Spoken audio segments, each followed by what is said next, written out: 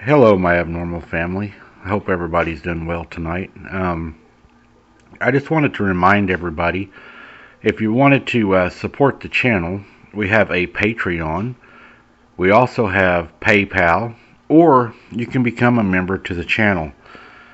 If you are on the Patreon, you will have access to, extra content, videos, and photographs are all placed there, and conversations are had on them where we take it a little further. If you're become a member, you just simply go to the YouTube page, hit join, and become a member. Members also get the free videos, or the extra videos I should say, that are placed in the Patreon.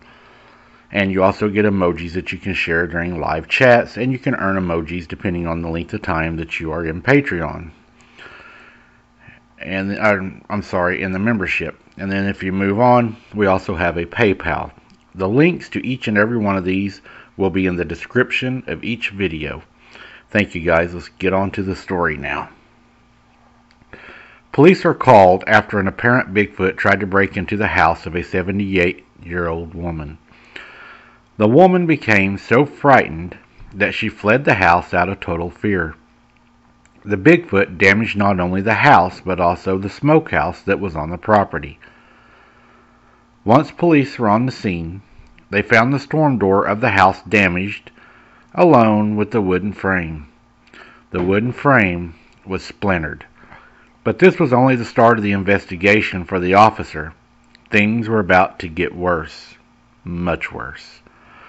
Here is how this strange night got started, and the numerous sightings that came after.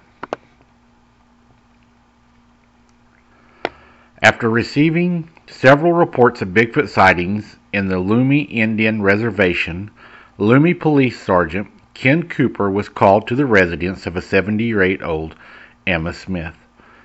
She reported a Bigfoot attempting to break into her home, and she had fled in terror. Sergeant Cooper found the plastic on a storm door torn and the door's wooden frame splintered. Boards had also been torn from a nearby smokehouse, but he could not find the creature nor any person. Sergeant Cooper returned to the residence at around 2:30 a.m., shining a spotlight from his patrol car into the woods. He found a group of 7 people already there, with their own spotlight set directly on a huge 7.5-foot tall creature he believed to be Bigfoot.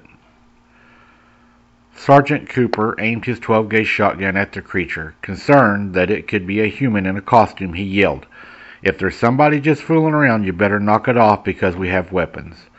The creature just crouched down. As Sergeant Cooper stepped forward, the creature lowered himself even further until only his head was showing above the brush. For 20 minutes, Sergeant Cooper and the other people stared down the crouching hairy creature until they heard noises in the brush to their right, and people said they were seeing more Bigfoot there. At that point, Cooper decided it was time to leave the scene. He returned to the location after dawn and found bare footprints in the frost-covered ground. He measured the footprints. They were 18 inches long by 7 inches wide. Over the coming weeks, the Lummi Tribal Police received over 100 reports of sightings of Bigfoot creatures. Sergeant Cooper himself saw Bigfoot 2 more times shortly after the first encounter. This very much appears to be a real encounter event.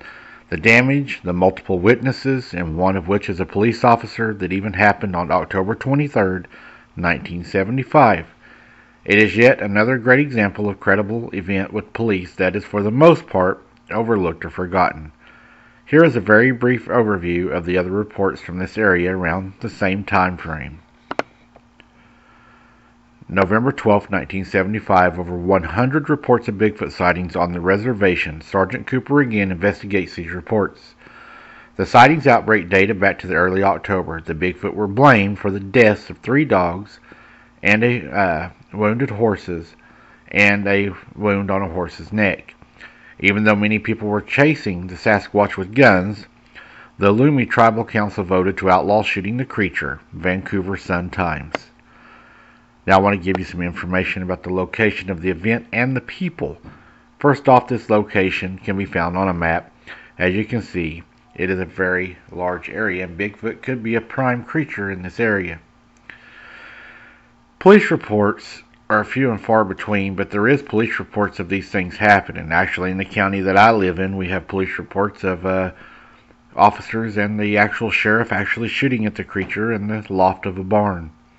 This would have happened also in the 1970s. So there is some police encounters out there. This is a really good encounter. I believe the lady said he was trying to tear into her house.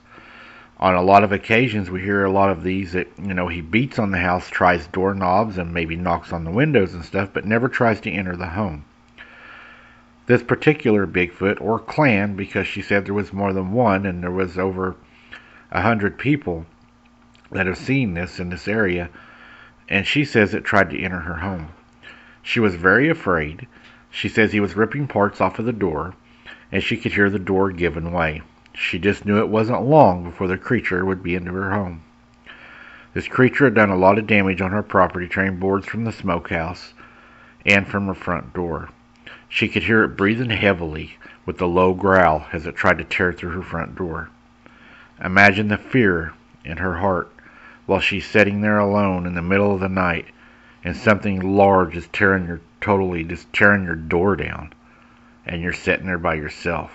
You can hear this thing breathing and beating and ripping boards off, and you're just waiting all this time just to see its face or maybe a finger or a hand come around the door, and next thing you know, it's in on you. I'm sure it was a very terrifying time for her. If you guys have any encounters that you would like to share, please send them to abnormalinvestigations77@gmail.com. You can remain anonymous, or you can maybe come on the show and possibly tell your story.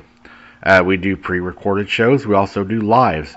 So send us all your information to, again, abnormalinvestigations77@gmail.com, and we'd love to take a look at it and possibly have you on the show or do some recording with you. Thank you very much, guys, for listening. And until next time, keep your head on a swivel, and we'll see you on the next one.